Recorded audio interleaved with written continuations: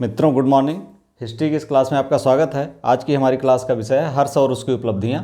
अभी तक अगर आपने चैनल सब्सक्राइब ना किया हो तो सब्सक्राइब कर लें हिस्ट्री की इंपॉर्टेंट क्लास के लिए। हिस्ट्री की इस तरह से जीएस के लिए महत्वपूर्ण और हिस्ट्री सब्जेक्ट के लिए महत्वपूर्ण क्लास आपको निरंतर मिलती रहेगी। ये सिविल सर्विसेज के लिए आपके इंपॉर्टेंट है, ये उत्तर प्रदेश लोक सेवा आयोग के लिए इंपॉर्टेंट है। इसके अलावा अन्य लोक सेवा आयोग की परीक्षाओं के लिए, अन्य राज्यों की लोक सेवा आयोग की परीक्षाओं के लिए भी ये महत्वपूर्ण है। इसमें इतिहास के आप डिस्क्रिप्टिव, ऑब्जेक्टिव सारे तरह के क्वेश्चन आप सॉल्व कर पाएंगे, इसलिए मैं इसको डिटेल पढ़ाता हूँ। तो शुरू करते हैं। यह है पहला हमारा आज का जो विषय है, हर्ष और उसकी उपलब्धियाँ।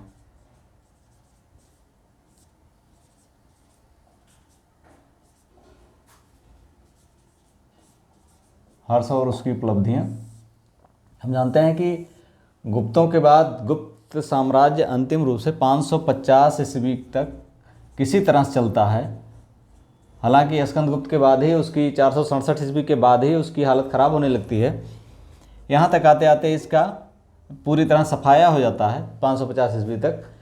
इसके बाद समूचा उत्तर भारत एक जो विकेंद्रीकरण की प्रक्रिया थी, विकेंद्रीकरण सामंतवादीकरण, इन दोनों की प्रक्रियाओं से गुजर रहा होता है। इस पर विराम तब लगता है जब हर्ष का उदय होता है। अब देख लेते हैं कि हर्ष के उदय के पहले यहाँ पर कौन कौन से महत्वपूर्ण राज्य थे जिन्होंने हर्ष के उदय में तो नहीं कह सकते हैं, उस समय की राजनीति को, हर्ष के पहले की राजनीति को, उत्तर भारत को प्रभावित कर रहे थे। उसमें जो पहला था, पहला अगर हम मगध की बात करें तो एक महासेन गुप्त था, महासेन गुप्त या परवर्ती गुप्त का, परवर्ती गुप्त था, परवर्ती गुप्त, ये शासन कर रहा था महासेन गुप्त। दूसरा था कन्नौज, यहाँ मौखरी वंश था।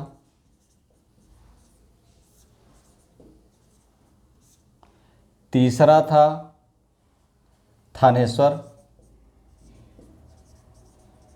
ये हरियाणा में पड़ता है। वर्तमान का थानेसर नामक स्थान है, हरियाणा, लिख देते हैं। यहाँ पर पुष्यभूत वंश कार्य कर रहा था, पुष्य राज कर रहा था, पुष्यभूति वंश, ठीक। और चौथा था बंगाल, यहाँ पर चंद्र या गौड़ वंश, गौड़ वंश, ये महत्वपूर्ण थे। एक और था वल्लभी, ये गुजरात में है। वल्लभी ये बहुत फेमस जगह है। वल्लभी जो है ये गुजरात में, जो भारत का ये अगर नक्शा ये इस तरह माना जाए तो यहाँ से ये स्थिति जो होती, गुजरात वाला स्थिति, तो यहाँ पर वल्लभी है। तो वल्लभी ये गुजरात में है। यहाँ का शासक जो है, यहाँ पर मैत्रक वंश का शासक था, मैत्रक वंश, ठीक। ये 5 राजवंश ये महत्वपूर्ण थे। इसके अलावा जो अन्य महत्वपूर्ण थे, जैसे महाराष्ट्र में उस समय जो है पुलकेशिन द्वितीय था, पुलकेशिन द्वितीय था। सिंध में शूद्र वंश का शासक था, सिंध में कोई शूद्र राजा कार्य कर रहा था, राज कर रहा था। असम में ये भास्कर बर्मन शासक था।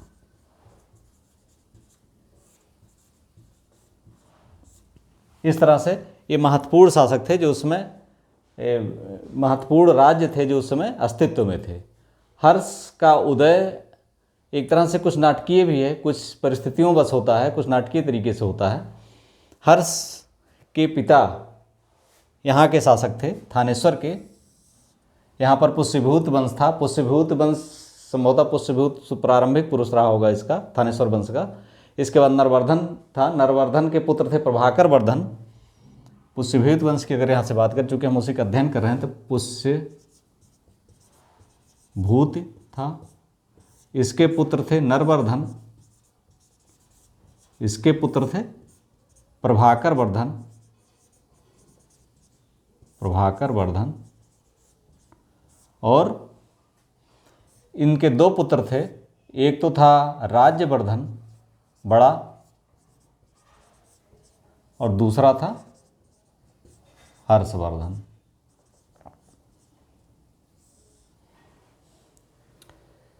इनकी अगर हम इस वंश की जानकारी का स्रोत अगर हम ढूंढें तो सबसे ज़्यादा सबसे महत्वपूर्ण जानकारी का जो स्रोत है उसमें हम कई भागों में उसको बांट सकते हैं। अभी इसको हम पूरा आगे बढ़ाते हैं, लेकिन पहले हम देख लेते हैं स्रोत हमें कहाँ से मिलता है। ये इनकी जानकारी, ये इस वंश की जानकारी का स्रोत हमें कहाँ से मिलता है उसको देखते हैं। तो अगर हम स्रोत के विषय में देखें, इसको मैं मिटा देता हूँ, अभी फिर लिख लेंगे। इनके स्रोत के विषय में देखें तो पहले साहित्यिक स्रोत अगर देखें, साहित्यिक स्रोत महत्वपूर्ण, जिसमें जो महत्वपूर्ण है उसमें है एक तो हर्षचरित, हर्षचरित ये बाणभट्ट ने लिखी थी। दूसरी है आर्य मंजूश्री मूलकल्प, आर्य मंजूश्री मूलकल्प, ये जो है आर्य मंजूश्री मूलकल्प, ये महायान बौद्ध ग्रंथ है, महायान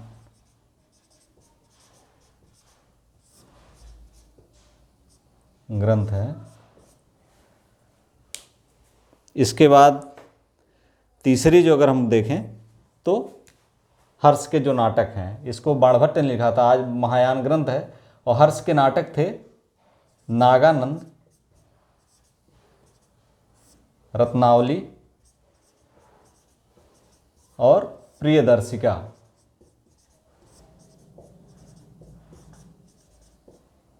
ये तीन नाटक थे। इनमें सबसे इम्पोर्टेंट जो है हर्षचरित है बाणभट्ट का, चूँकि ये हर्ष का दरबारी कवि था, तो इसमें 8 अध्याय हैं जिन्हें उच्छ्वास कहा जाता है। उच्छ्वास, इन्हें उच्छ्वास है, 8 अध्याय जिसमें उन्हें उच्छ्वास कहा जाता है। इसमें पहले 3 में बाण की आत्मकथा है, पहले 3 में, प्रथम 3 अध्याय में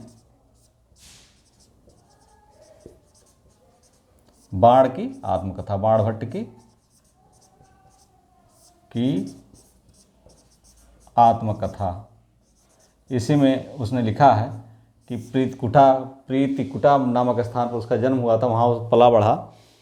और बाकी इसके बाद जो है इसके वंश के बारे में प्रथम 3 के बाद चौथे से 8वें तक पुष्यभूति वंश के इतिहास है, पुष्यभूति वंश का इतिहास है। सबसे महत्वपूर्ण ये है, इससे भी हम जो है बहुत ज़्यादा नहीं, थोड़ी जानकारी प्राप्त करते हैं। इसमें हा के रूप में उल्लिखित किया गया है हर्ष को, और नागानंद, रत्नावली तो हर्ष के नाटक हैं, इससे उसके बारे में जानकारी प्राप्त होती है। इसके बाद जो दूसरा महत्वपूर्ण स्रोत आता है वो विदेशी विवरण।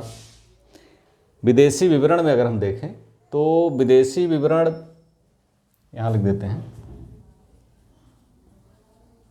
विदेशी विवरण। इसमें सबसे पहला नाम आता है ह्वेनसांग का, ह्वेनसांग, और दूसरी है ह्वेनसांग की जीवनी लिखने वाला जो इसका दोस्त था ह्वीली।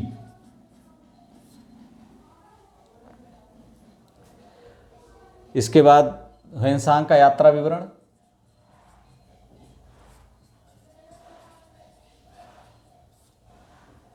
और ह्वीली इसने ह्वेनसांग की आत्मकथा लिखी।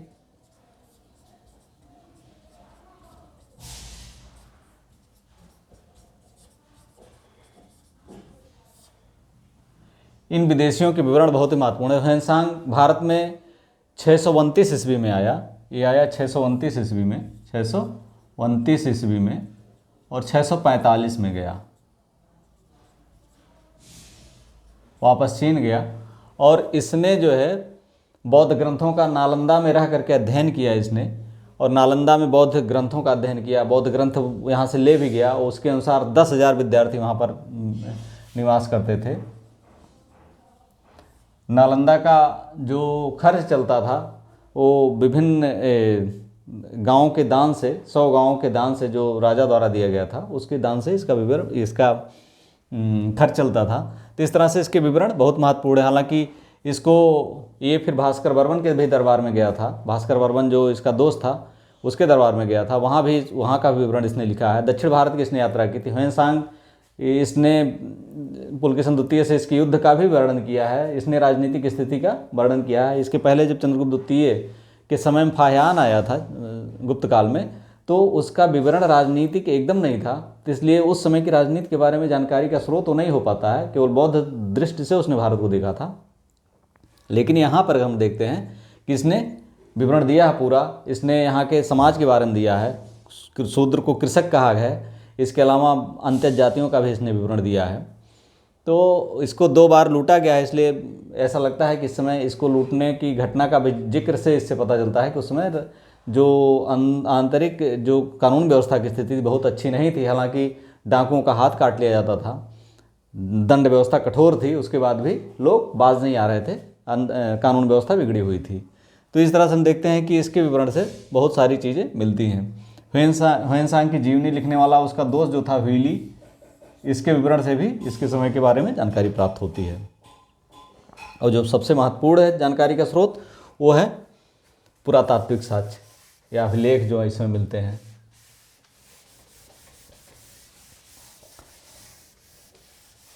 अभिलेखों की बात करें तो सबसे महत्वपूर्ण अभिलेख है बसखेड़ा अभिलेख। कौन सा है? बसखेड़ा अभिलेख।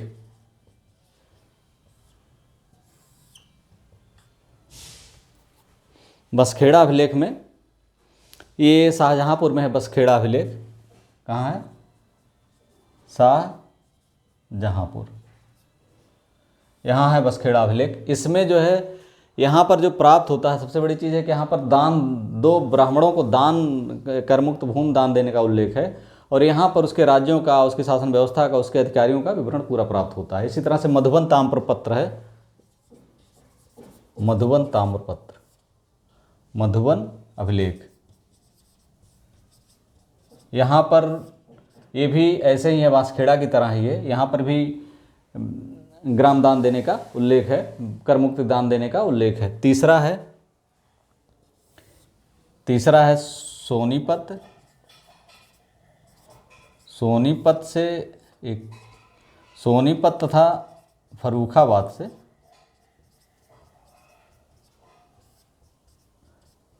मुहरे, इसमें भी उसके समस्त विवरण दिया हुआ है। इन मुहरों पर भी समस्त विवरण लिखा हुआ है। और एक और है ऐहोल अभिलेख, ये ऐहोल अभिलेख। ये किसका है? ऐहोल अभिलेख है। ऐहोल अभिलेख है पुलकेशिन द्वितीय का। किसका है? पुलकेशिन द्वितीय का ऐहोल अभिलेख है। इसमें उसने हर्ष को नर्मदा के तट पर पराजित करने का उल्लेख किया है। हालांकि इसका विवरण ह्वेनसांग ने भी दिया है, और इसके हर्ष के अभिलेखों में नहीं पाया था, क्योंकि उसको संभवतः उसमें पराजय हुई थी। और इसको लिखने वाले थे इसके पुलकेशिन द्वितीय के दरबारी कवि थे रविकीर्ति। ये सब पूछा जाता है, ध्यान रखिएगा। रविकीर्ति थे, और इन्होंने अपने आप की तुलना कालिदास से की है, अपने जो शैली है उसके अनुसार।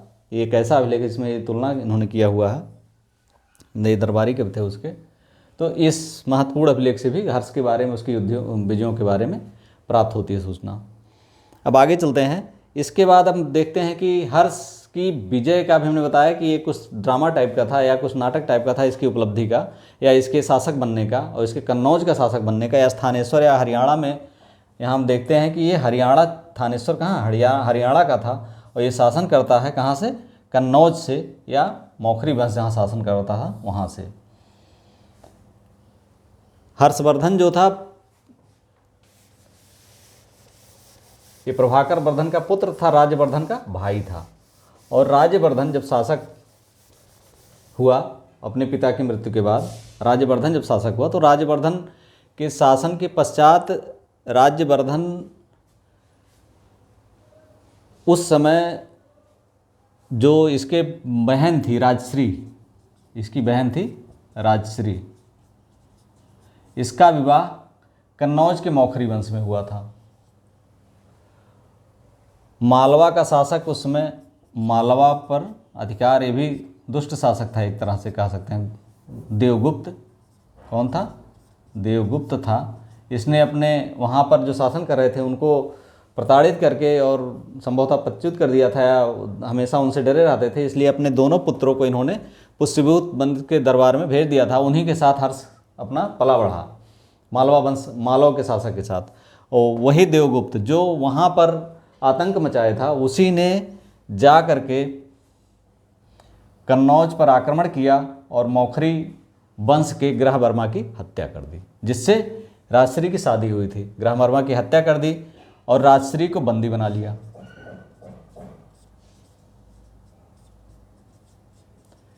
इसी समय राज्यवर्धन जो यहाँ थे, थानेश्वर में राज्यवर्धन जो थे, ये अपने भाई को राज्य सौंप करके कसाय वस्त्र धारण कर करके सन्यासी होने के लिए उससे प्रार्थना कर रहे थे अपना राज्यभार, चूँकि उसमें इसकी उम्र 16 वर्ष की थी, हर्षवर्धन की, कह रहे थे। लेकिन जब उन्होंने सुना कि ये स्थितियां हो गई है कि शशांक के साथ मिल करके देवगुप्त ने, मौखरी वंश के शशांक गौड़ देश का शासक था, यहाँ बंगाल के गौड़ देश का शासक कौन था? शशांक था। इससे मिल करके इसने पुष्यभूत वंश के, मौखरी वंश के राज्य गृहवर्मन की हत्या कर दी। फिर इन्होंने प्रतिज्ञा लिया कि इनका हम नाश करेंगे और इन्होंने देवगुप्त की हत्या कर दी। इन्होंने कन्नौज पर आक्रमण किया राज्यवर्धन ने यहाँ थानेश्वर के राज्यवर्धन ने कन्नौज पर आक्रमण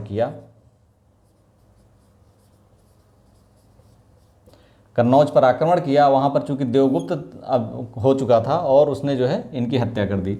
और महल में ही जब शशांक मिलने आया तो उसने जो है दिखावटी या सहानुभूति का नाटक किया, और ऐसे में राज्यवर्धन शशांक से शस्त्रविहीन होकर के लड़े और लड़ने की वजह से उसने उनकी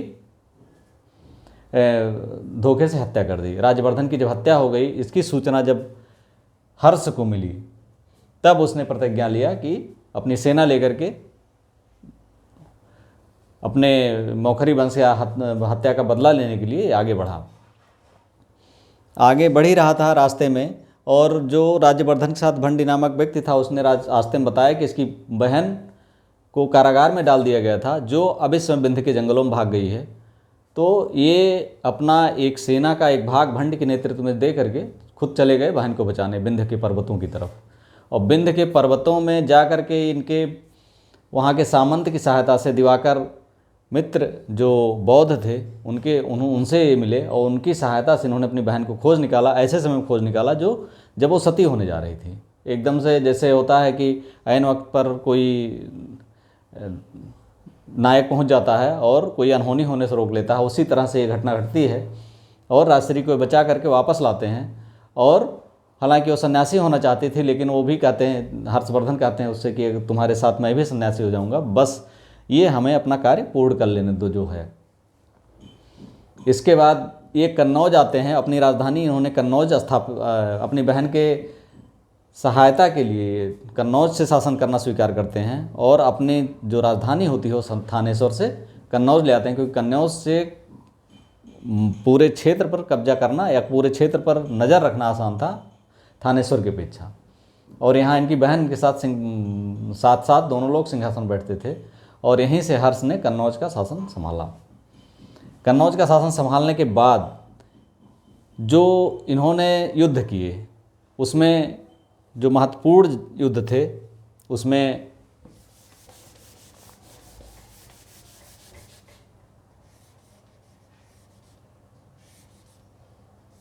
बल्भी के साथ युद्ध, इस बल्भी के साथ युद्ध हुआ। यहाँ बल्भी के शासक से ध्रुवसेन था, उसमें ध्रुवसेन द्वितीय था, सेन द्वितीय। कई विद्वान एक मत नहीं है, कई बार होता है कि इन्होंने हरा दिया था, लेकिन बहुत लोग ये कहते हैं कि हराया नहीं गया था, ये संभवतः हारने के बजाय इसने इनकी हर्षवर्धन की अधीनता स्वीकार कर ली और हर्षवर्धन ने अपनी पुत्री का विवाह इनसे कर दिया। पुत्री का विवाह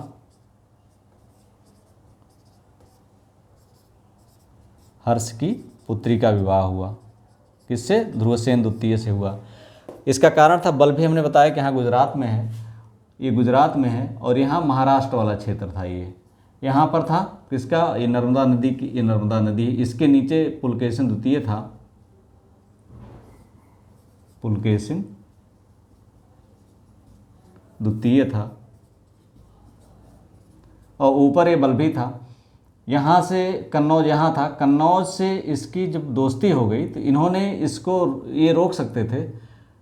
नर्मदा के तट पर युद्ध हुआ, यहाँ पर पुलकेशिन द्वितीय ऊपर बढ़ना चाहता था नर्मदा के उस पार और ये दक्षिण बढ़ना चाहते थे हर्षवर्धन, लेकिन जब ये सफल नहीं हुए तो इन्होंने इससे बल्भी दोस्ती की, इससे गृहवर्मा से, और अपनी पुत्री का विवाह किया और पुलकेशिन उत्तर की तरफ नहीं बढ़ पाया। हालांकि इसमें हर्ष की हार हुई थी, नर्मदा के तट पर जो पुलकेशिन यहोल अभिलेख में बढ़े थे युद्ध, उसमें संभवतः हर्ष की हार हुई थी, लेकिन ये सीमा ही बनी रही नर्मदा तक। ये नर्मदा के उत्तर नहीं आ पाया और हर्ष दक्षिण नहीं जा पाए। उसके बाद इन्होंने सिंध के शासक से युद्ध किया और पराजित किया। इसी तरह से कश्मीर के शासक से युद्ध किया।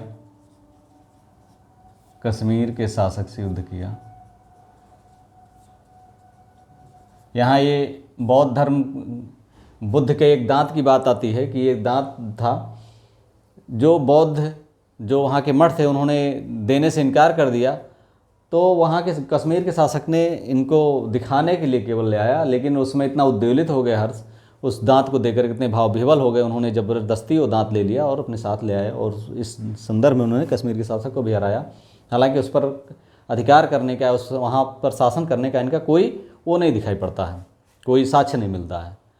इसके बाद अगर हम पूर्व की बात करें तो पूर्व में इन्होंने गौड़ देश शशांक से, चूँकि शशांक के साथ मिल करके गृहवर्मा की हत्या की थी राजश्री के पति की, तो लेकिन वो फिर उसके बाद गौड़ भाग गया, वहाँ पर संभवतः इन्होंने आक्रमण किया लेकिन वो हरा नहीं पाए, हरा पाने के, लेकिन यह कि उसे पनपने भी नहीं दिया, वो अपने क्षेत्र में ही संभवतः सीमित रह गया, आगे नहीं बढ़ पाया, बाद में उसकी मृत्यु हो गई।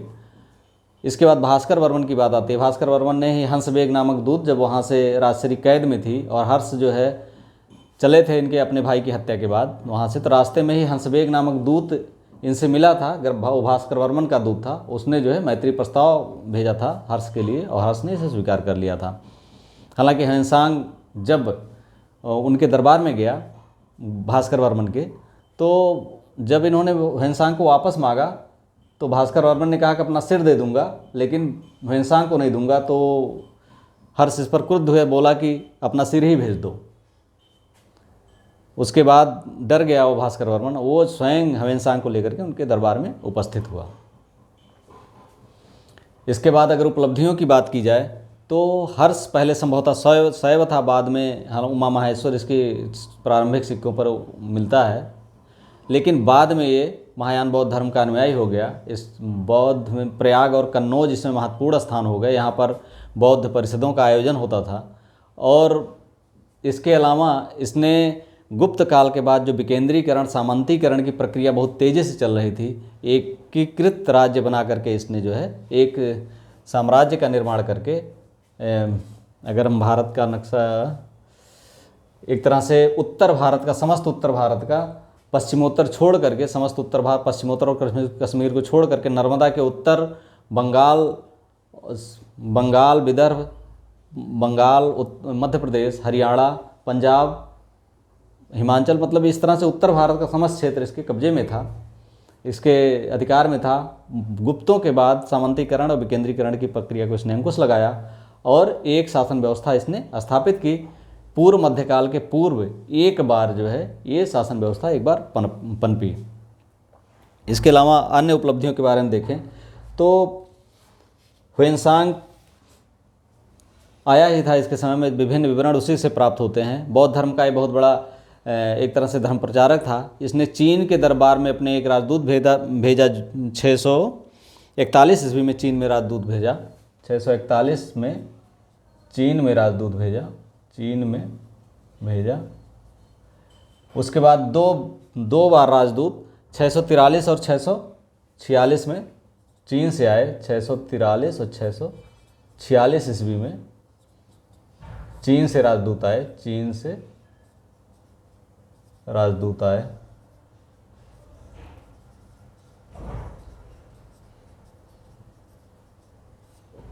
इसके दरबार में आए। इसका जो समय था हर्ष का, ये 606 में बैठा गद्दी पर, 606 में बैठा और 647 ईस्वी में इसकी मृत्यु होती है। और इसके बाद जो स्थितियां बनती हैं वो पूर्व मध्यकाल में हम जानते हैं कि राजपूतों का समय आता है। राजपूत जो होते हैं, राजपूतों का समय विकेंद्रीकरण की प्रक्रिया के स्वरूप जो सामंतवाद की प्रक्रिया चलती रहती है उसका चरम परिणित राजपूत काल है, पूर्व मध्यकाल है। इसमें आपस में जो सामंत छोटे छोटे युद्ध लड़ते थे वो भयानक हो गया और उत्तर भारत एकदम से आग में जलने लगा कह सकते हैं। और जब अग्नि ठंडी हुई और उस अग्नि में सारा कुछ जो पुराना था जलकर भस्म हुआ और नवीन कोपलें या नवीन व्यवस्था एक तरह से उदित हुई और वो है तुर्कों की व्यवस्था। क्योंकि इस पर जो रिक्त स्थान हुआ उस पर उन्होंने अधिकार किया, उस अग्नि को बुझाया। बुझाने का मतलब इन शासकों को जो लड़ रहे थे एक एक करके हराया और इन सबको परास्त किया, पस्त किया और उनके ऊपर शासन करना प्रारंभ कर दिया। एक नई व्यवस्था, एक नई संस्कृत, एक नया कल्चर भारत में आगमन की जो पूर्ण पीठिका थी वो पूर्व मध्यकाल है।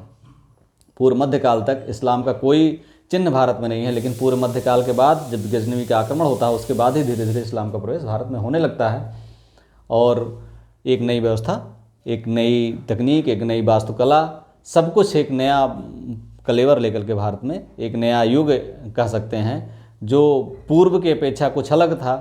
पूर्व की उपलब्धियों की अपेक्षा इसकी उपलब्धियां कुछ अलग थीं।